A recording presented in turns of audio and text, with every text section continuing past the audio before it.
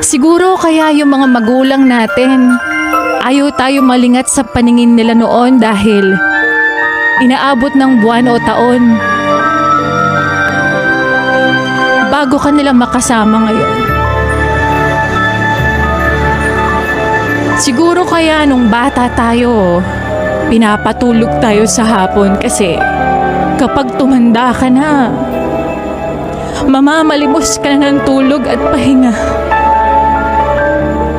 Siguro kaya pinapakain tayo ng masustansya noon para sa pagtanda mas malakas nating haharapin yung mga pagsubok ng buhay.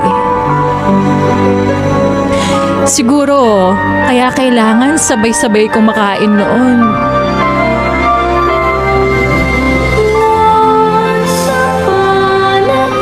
Kasi darating pala yung araw na mag-isa ka na lang kakain ngayon.